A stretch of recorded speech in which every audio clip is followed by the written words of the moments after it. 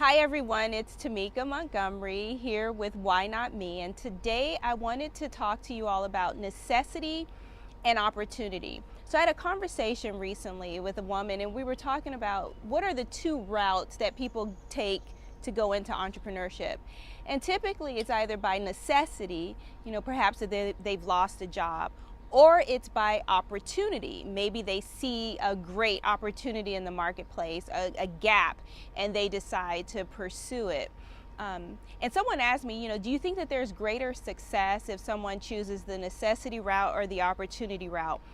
And honestly, I'm not quite sure either matters. To me, it seems as if it's more of a door. So which door do you walk through? And when you get there, it's about what you do with the opportunity. But as a parent, I think about how do we begin to motivate our children to be financially independent? How do we motivate our children to kind of think entrepreneurial? And so one of the things that I've done is taking the route of necessity, creating a sense of necessity for our children as a way to encourage them to be more financially independent and then also to think entrepreneurial. And the way that I kind of came about this approach was from this book, Guerrilla Parenting. And if you check in our resources, I've kind of given a short review of this book. But, the authors, David and Jill Fagan, they said something that really resonated with me and I wanted to share with you. And it talks about how in our culture today, parents, we often have the tendency to want to give our children everything, to give them the experiences that we never had. And what's interesting is I was talking with a girlfriend of mine and we were talking about this, and one of the things that she said is that while we are often trying to give our children the things that we've never had, we also need to give them the experiences that we did have. And many of us did not grow up in households where our parents could afford to give us everything. And so in Guerrilla Parenting, one of the things that they talk about on this very topic is about this whatever culture that is, or whatever mindset that has been created within our children. And what this whatever mindset is that when children have a lot of things, when they have too much of things, no matter what they lose temporarily, they know they're going to get it back. And so there's not a sense of need that they have, which therefore doesn't motivate them to try to want and to go after something. And so something that she said here, or that they say, is unfortunately so much of what made the missed out parents so great is that they wanted something badly enough that they were willing to work hard to get it. And ironically, their kids want for very little and have caught the whatever virus. After all, why should they work or listen to others? Their comfort level is so high that not much matters. And so, as I said, what we've tried to do with our boys is to create this sense of necessity, this want, so that they would want to work for things. And so, because of this book, we had an instance that came up and I was like, okay, well, let me try this out. So a couple of years ago, when my oldest son Silas was just 8 years old, my husband was going to be traveling back to Colorado to visit his mother. And Silas came to me, actually he was 9 years old. Silas came to me and he said, hey mom, can we go? Can the boys go with daddy to Colorado? And we're out here in DC. And I was like, well, 4 airline tickets can be quite pricey. And I said, but you know what? You can go if you can pay your own way. And so he said, well, how much is an airplane ticket? And I said, about $300. And he said, okay.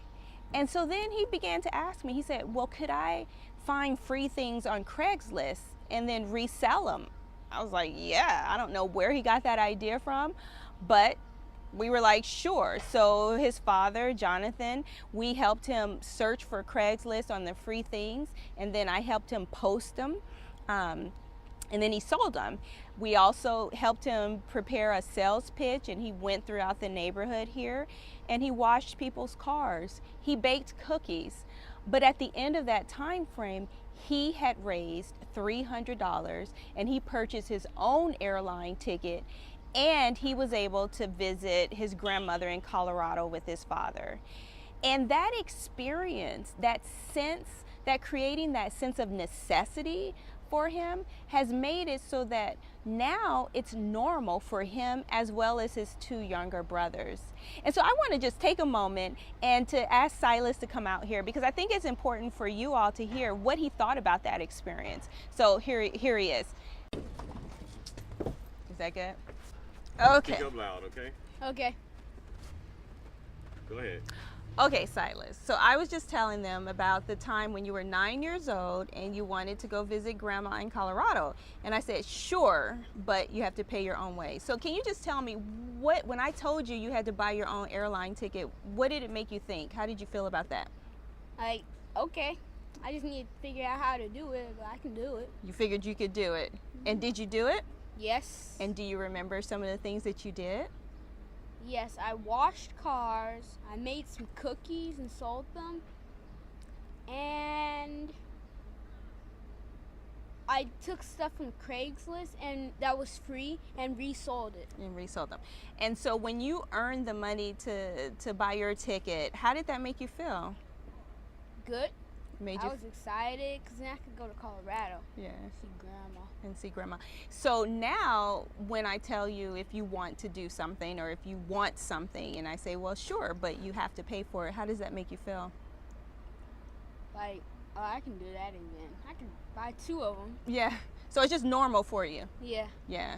And that's what I mean. And I think that now this attitude and this mindset that I just need to figure it out is something that all of our boys have. And I would encourage you, as you begin to think about how do you get your kids to take financial ownership of the things that they want so that they're not always asking you for those things.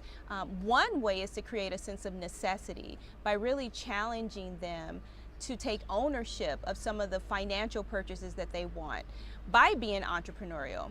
So I hope that our story, our family situation, and even Silas's kind of feedback will be encouraging to you all as you think about how you can encourage your children to have an entrepreneurial mindset. Thanks for watching, and please give us a review. Give us your comments. Tell us about how you have been able to encourage your children to be entrepreneurial and also to be financially independent. Thanks, and we'll see you next time. Bye. Say bye. Bye.